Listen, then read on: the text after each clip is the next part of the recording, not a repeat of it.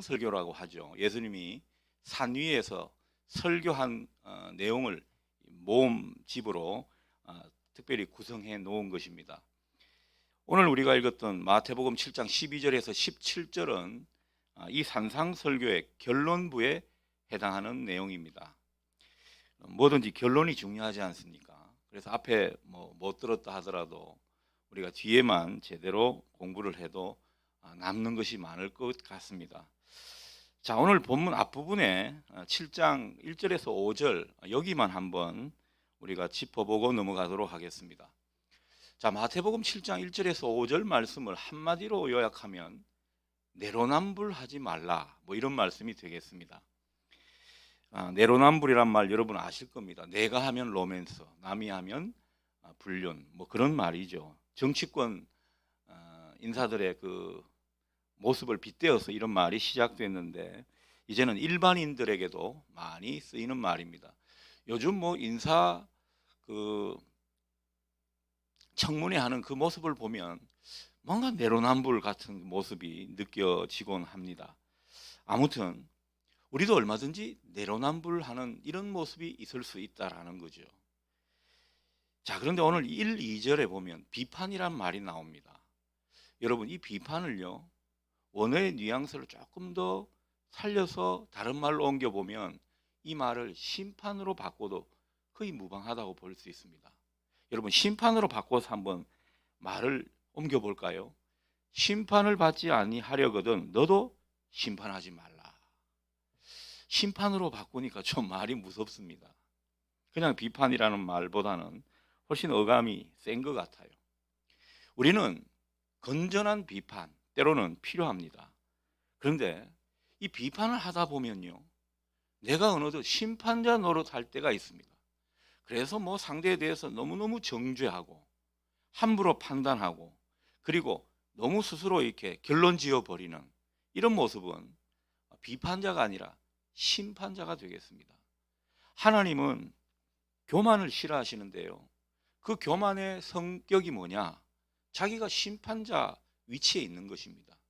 그래서 하나님은 우리가 심판자 되는 것을 무지 싫어하십니다.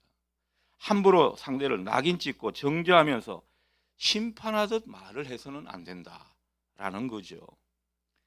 너는 죄인이다. 너는 벌 받아야 된다. 너는 싹수가 노란 놈이다. 너는 지지리도 복이 없다. 여러분, 우리가 함부로 그렇게 말할 게 아닙니다.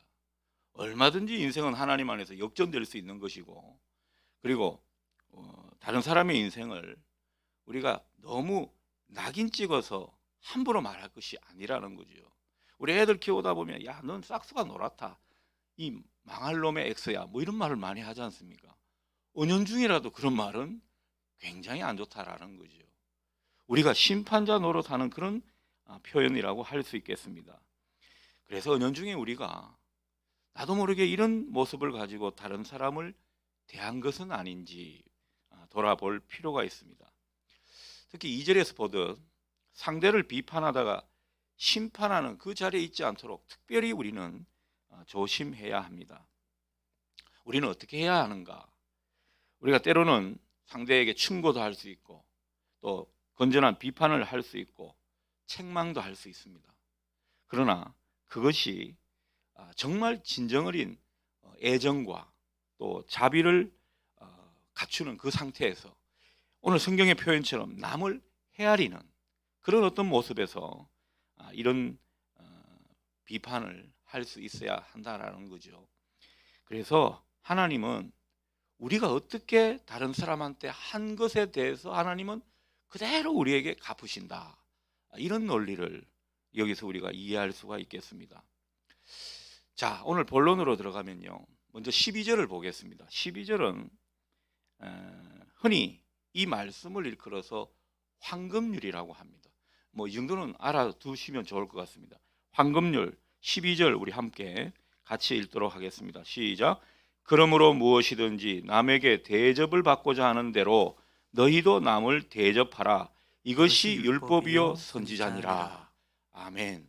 이것이 율법이요 선지자니라.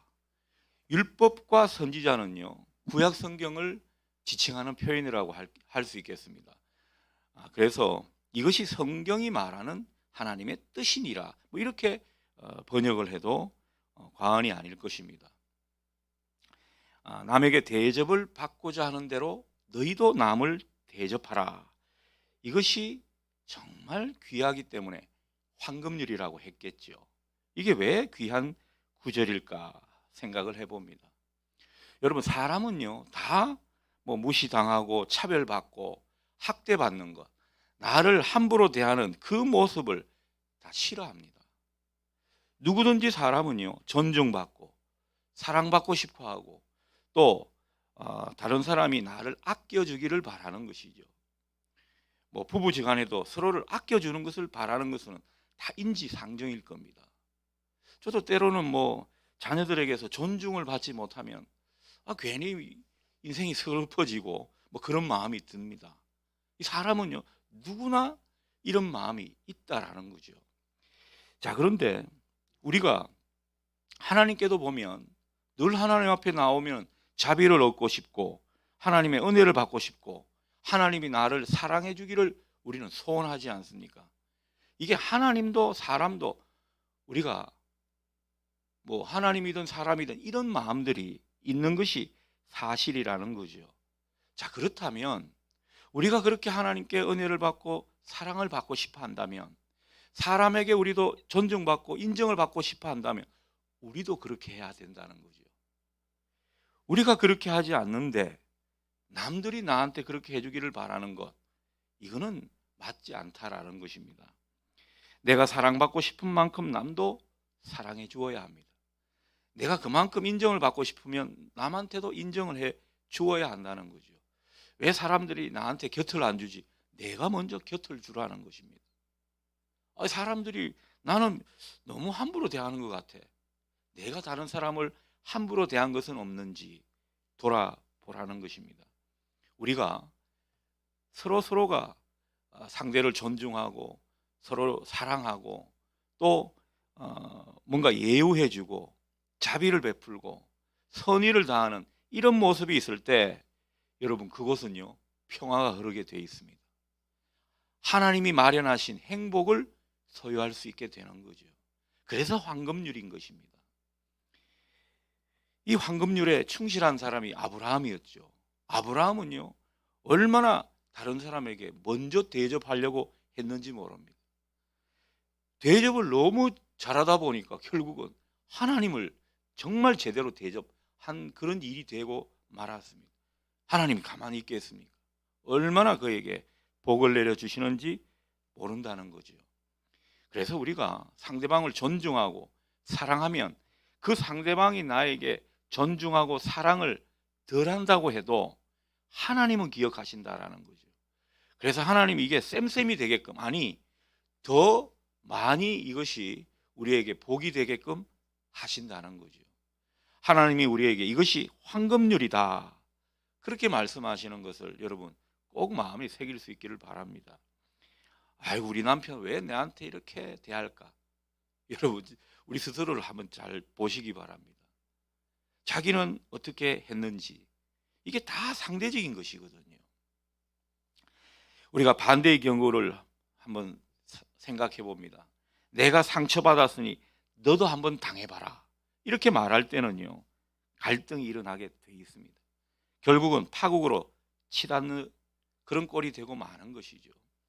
내가 별 이유 없이 다른 사람 무시하고 함부로 하게 되면 결국은요 내가 무시를 당하게 되어 있습니다.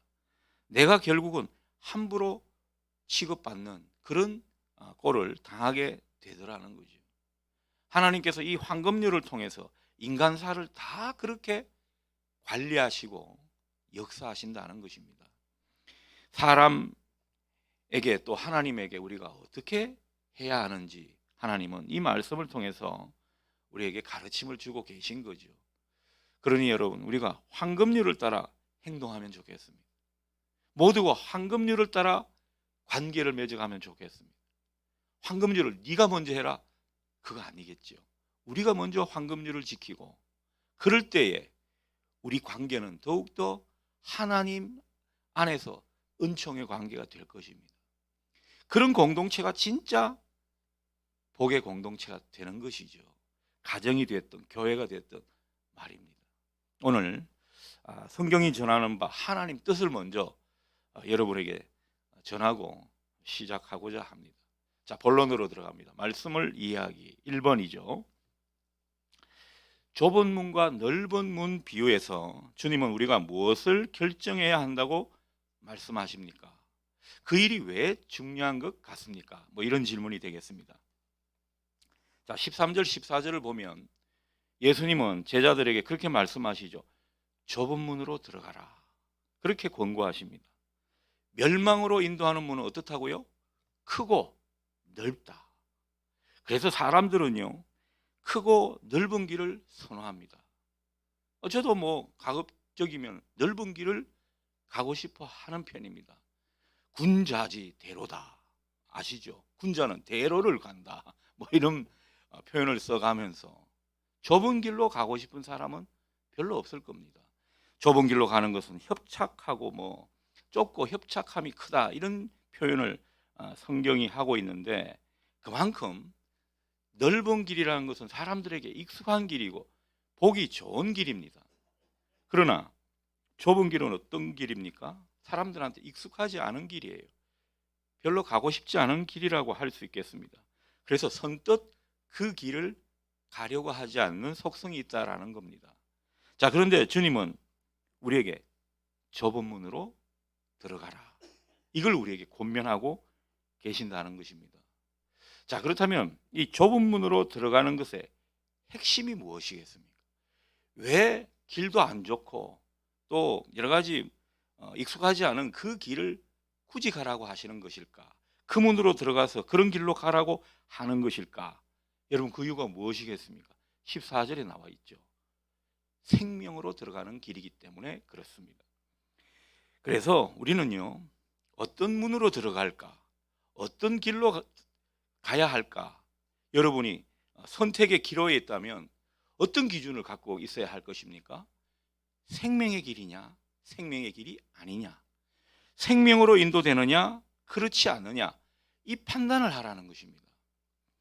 우리가 좀 힘들어도 길을 좀 돌아간다고 해도 생명을 선택하라는 거죠. 생명이 풍성해지는 그 길을 선택해서 가라는 것입니다. 이게 주님이 우리에게 바라시는 모습입니다. 그게 진짜 구원의 길이고 우리를 행복하게 하는 것이기 때문입니다.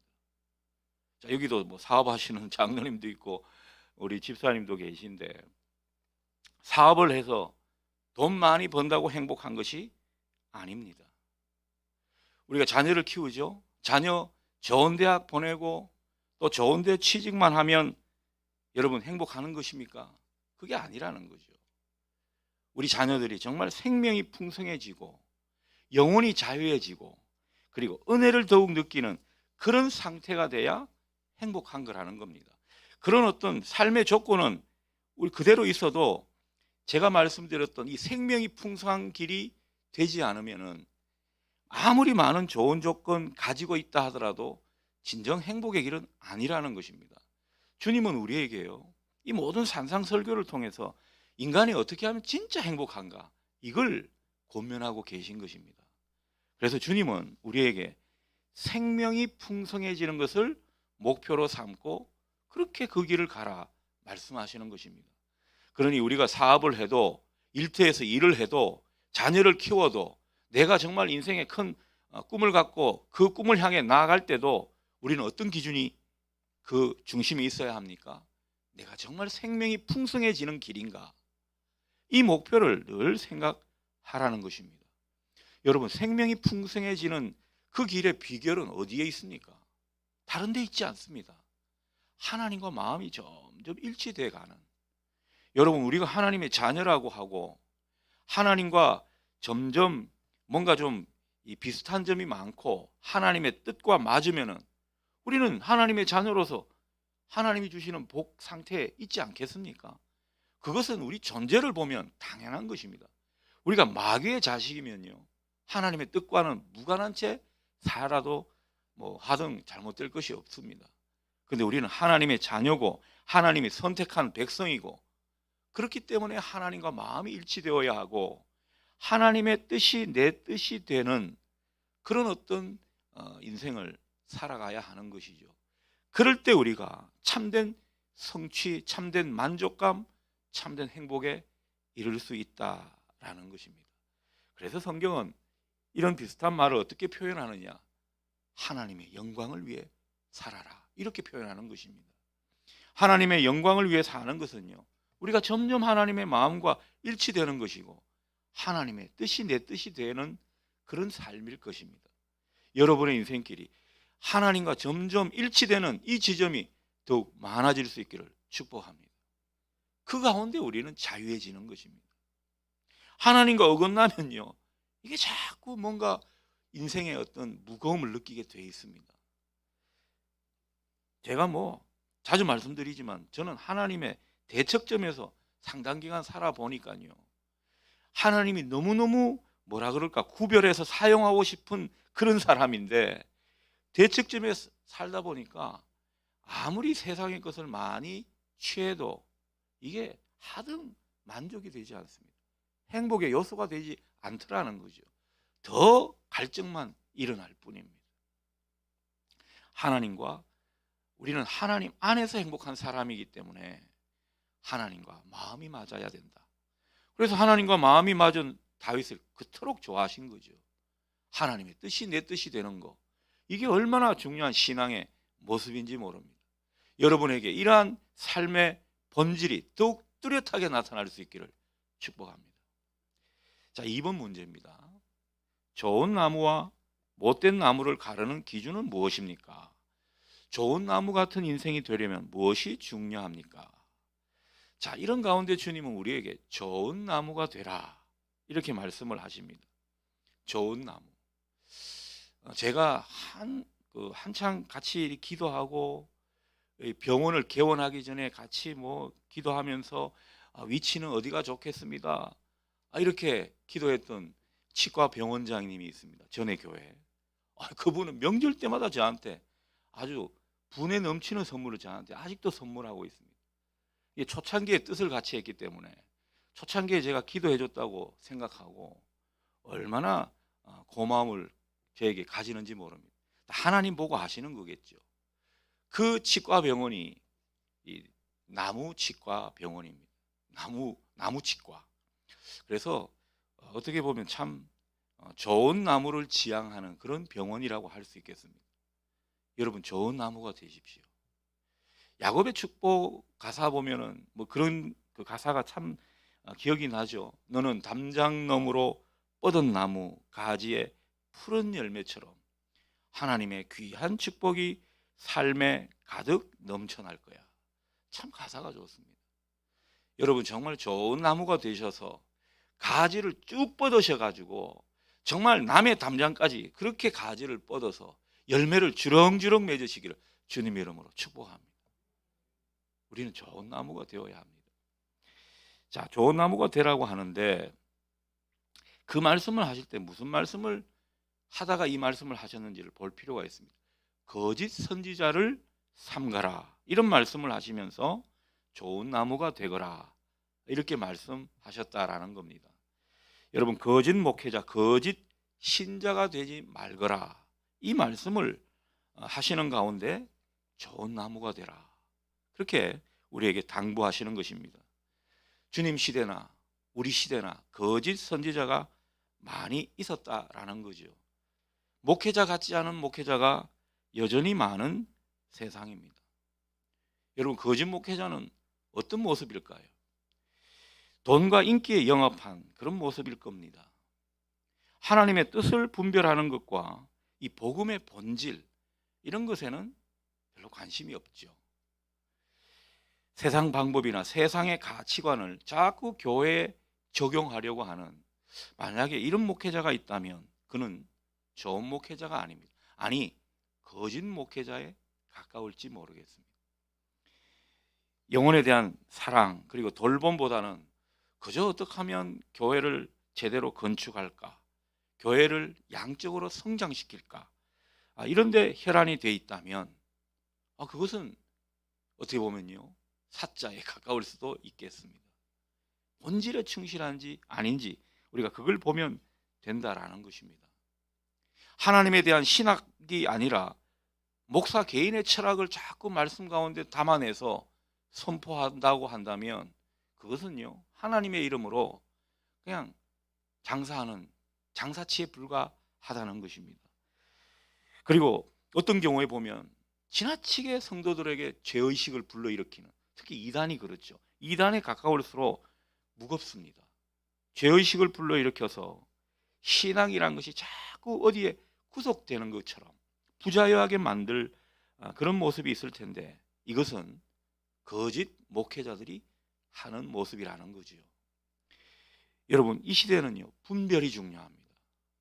분별이 안 되면 이 까딱하면 우리도 이상한데 흐를 수 있더라는 거죠. 여러분 안에 영이 살아있기를 바랍니다. 이 살아있는 영이 되어서 이 시대를 제대로 분별할 수 있기를 바랍니다. 그리고 우리 목회자나 또 교회 지도자들, 장로님들이 쭉 가다가 자꾸 좌로나 우로나 치우칠 때 있을 수 있습니다. 그럴 때 여러분 아주 그 부분에 대해서 기도하시면서 하나님의 중심을 오히려 여러분들이 일깨워 주십시오. 아니, 목사님, 성경에는 그렇지 않지 않습니까? 장로님, 이게 성경적입니까? 그렇게 말할 수 있어야 된다는 거죠. 여러분 기도하시고 그런 말씀 하시기를 바랍니다. 이렇게 한다고 너무 또 많이 그럴까 봐. 살아있는 그런 어떤 신앙이 되어야 한다는 거죠. 자, 그 가운데 좋은 나무, 못된 나무, 주님은 이 기준을 우리에게 말씀하십니다. 여러분, 좋은 나무는 어떻게 한다고요? 열매로 한다. 저기 16절, 20절에 그렇게 두 번이나 말씀하십니다. 자, 좋은 나무는 좋은 열매를 맺는다. 못된 나무, 나쁜 나무는 못되고 나쁜 열매를 맺을 수밖에 없다. 그래서 드러나는 그 결과가 이게 진짜 성경적인지 하나님 안에서 좋은 열매인지 보면 안다는 거죠. 못된 나무가 좋은 열매를 맺을 수 없고, 그리고 좋은 나무도 못된 열매를 맺을 수가 없다라는 거죠. 좋은 나무니까 좋은 열매를 맺는 것이다. 그렇게 우리에게 가르쳐주고 있습니다. 여러분, 좋은 나무, 좋은 목회자는요, 먼저 좋은 향기가 묻어나는 모습일 것입니다. 여러분, 목회자 가운데 좋은 향기가 나타날 수 있기를 여러분 기도해 주시면 좋겠습니다.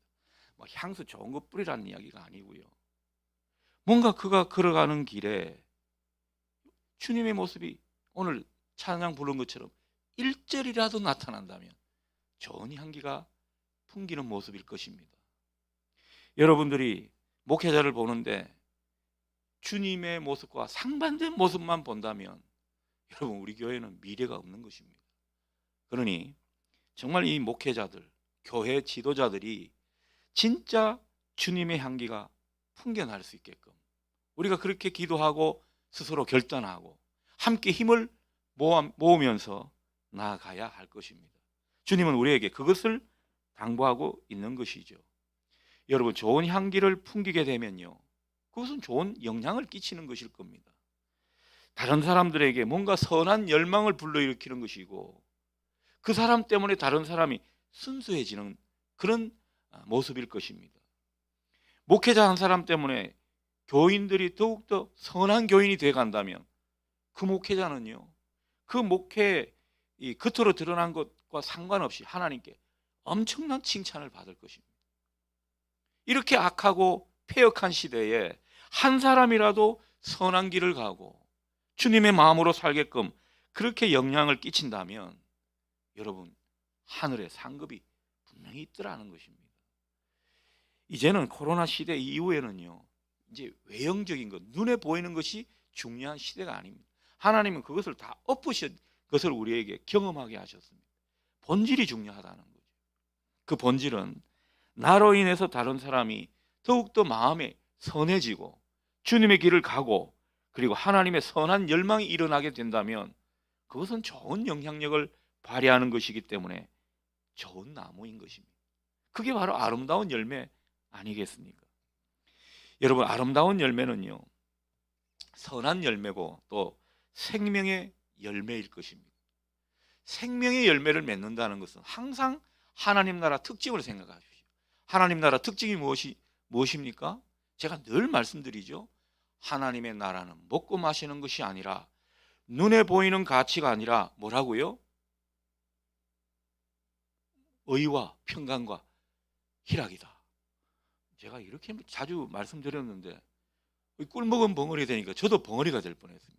순간 저도 뇌 정지가 되는 줄 알았는데, 의라는 거죠. 하나님과 더욱더 좋은 관계가 돼가고, 그 가운데 뭐가 흐른다고요? 평화가 흐른다는 것입니다. 기쁨이 샘솟는다라는 거죠.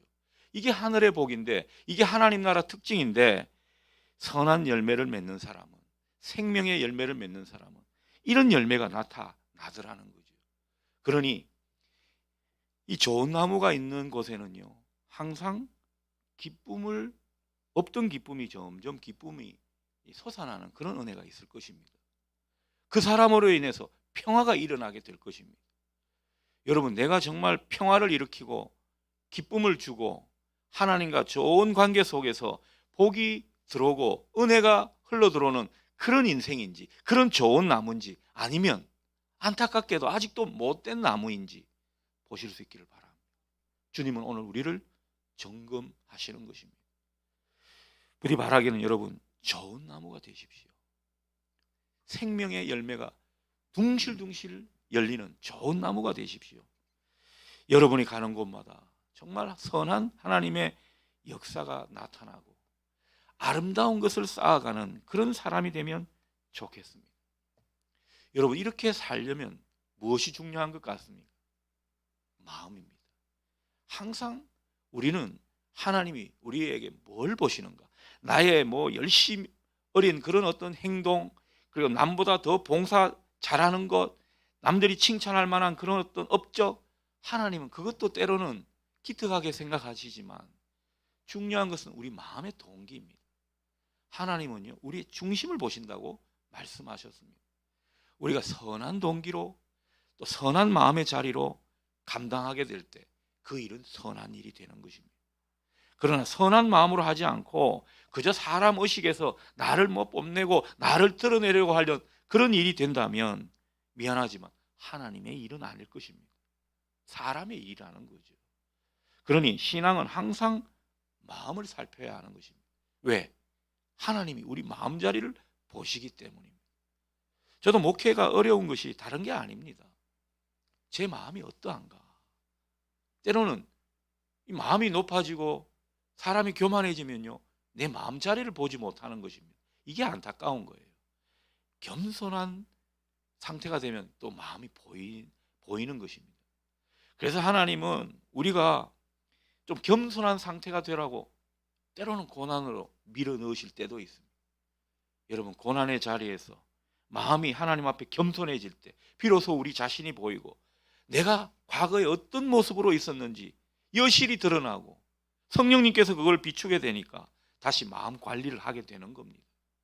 그래서 회개도 하고 내 마음을 좀 단디 먹어야겠다 이런 생각도 하고, 어쨌든 마음을 가꾸기 때문에, 그리고 중요한 것은 말씀이라는 거울 앞에 이 마음을 비추어 보면서 자꾸 그것을 닦아내니까 여러분, 주님께서 우리 마음 가운데 계시기가 너무 좋아지는 것입니다.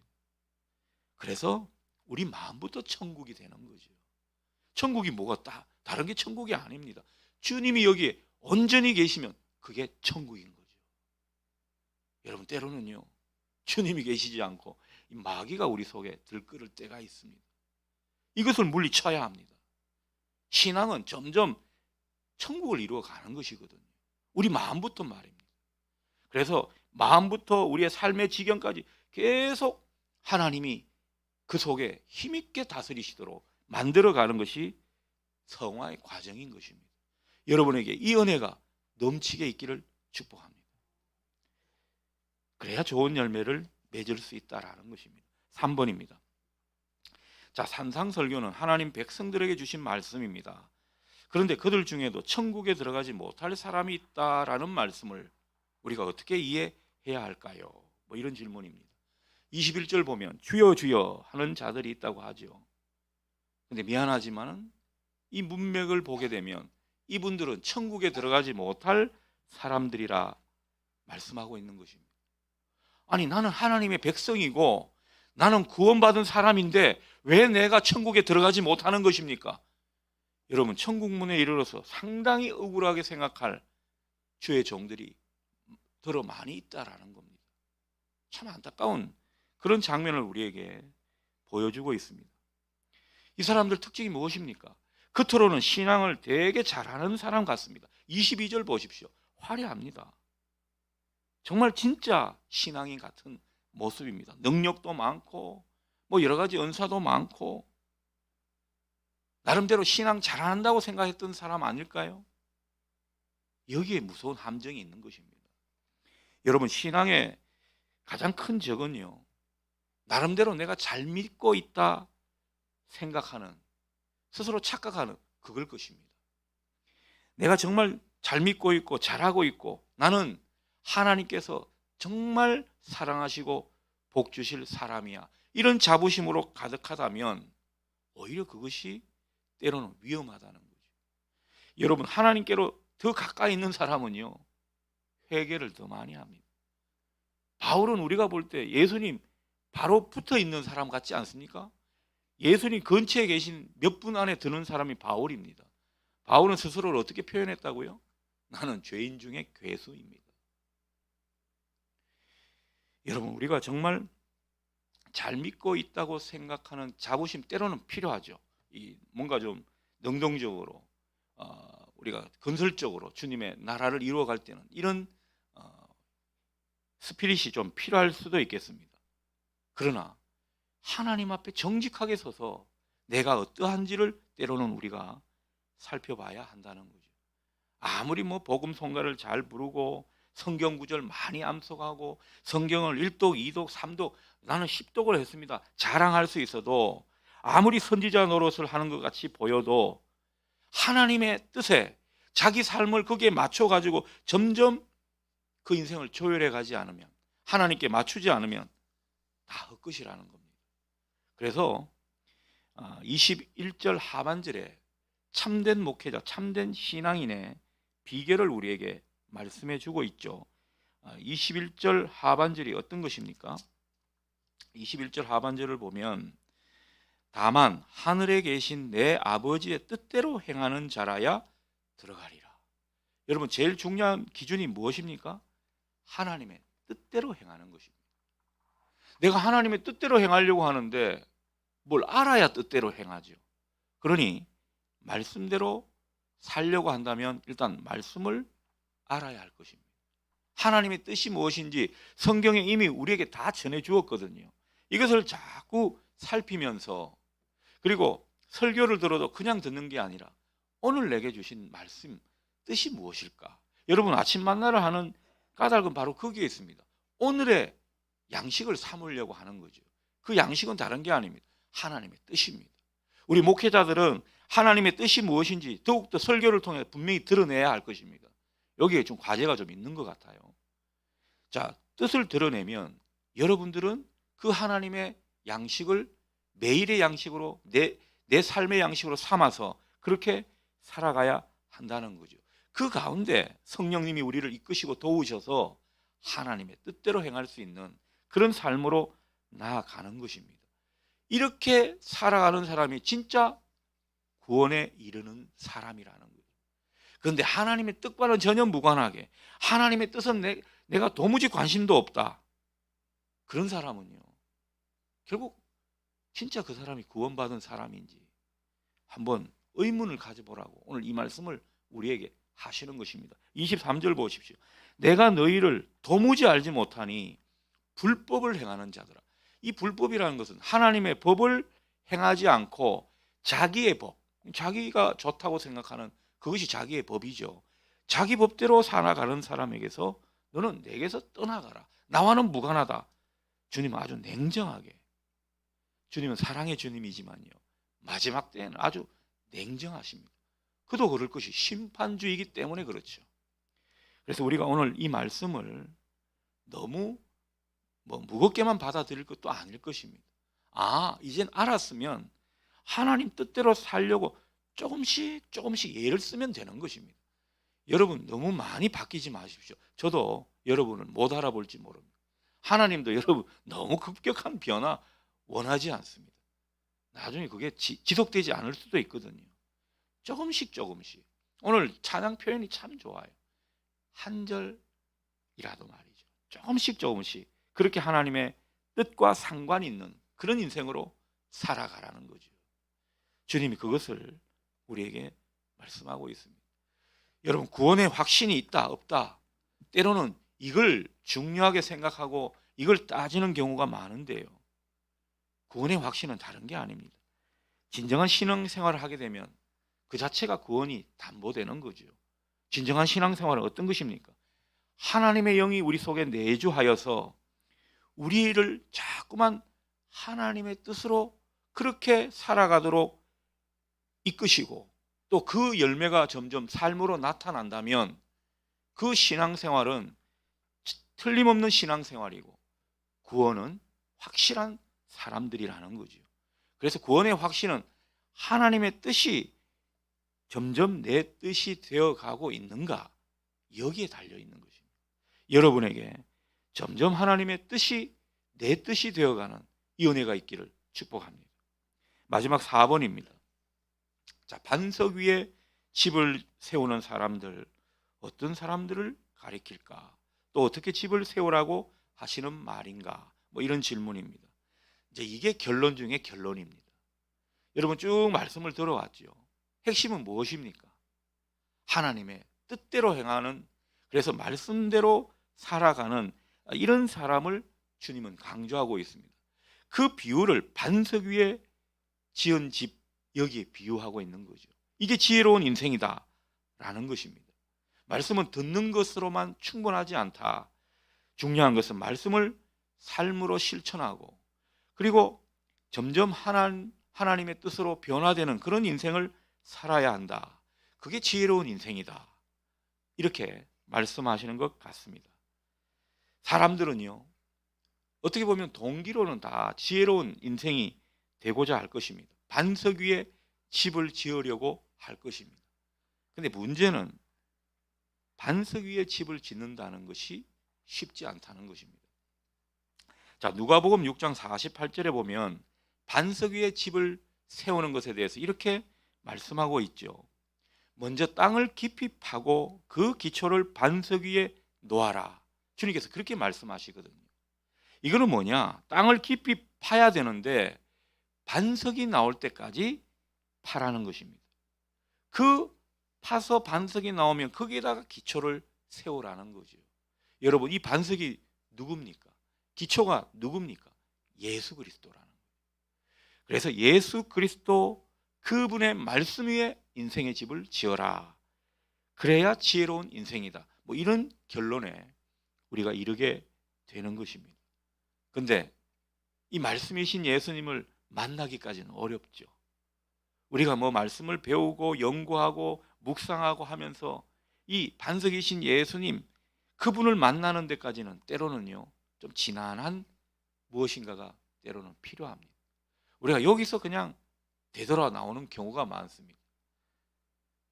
그런데 주님은 정말 이 말씀과 씨름하면서 때로는 그 말씀을 가지고 주님을 만나는 이런 모습을 통해서 우리의 인생의 집을 차곡차곡 세워가라 이렇게 말씀하고 있습니다. 자, 그런데 이론적으로 보면 우리가 그게 힘들 것 같아요. 그런데 주님은 성령님을 우리에게 붙여주신 것이죠. 그래서 우리는 말씀 위에 반석이신 예수 그리스도 위에 집을 지을 수가 있는 것입니다. 그래서 말씀대로 살려고 발버둥 치는 것, 이게 우리에게 중요한 것입니다. 여러분에게 하나님께서 원하시는 것은요 말씀대로 살려고 예를 쓰는 것, 그것입니다. 말씀이 내 삶의 기준이 되게 하려고 그렇게 작정하며 나아가는 것, 그것입니다. 이미 완성된 무엇인가가 아닙니다. 우리가 좀 안 되고 좀 그 모습이 추상적이고 모호하다 하더라도 말씀을 가지고 씨름하는, 말씀대로 살려고 예를 쓰는 그 모습 가운데 우리 인생은 세워져 나갈 것입니다. 아주 반석 위에 세운 아름다운 집이 되어 갈 것입니다. 여러분, 신앙의 저력은요, 이런 모습에서 나오는 것입니다. 어떤 분은 믿음을 믿힘이라 그러던데, 믿힘이 무엇입니까? 저력이죠. 그 믿음, 그 든든한 믿음은 바로 말씀에서 나오는 것입니다. 여러분이 더욱더 말씀을 사랑하고 그 말씀 위에 든든한 집을 세워 나가고자 다짐하는 오늘이 되면 좋겠습니다. 기도하겠습니다.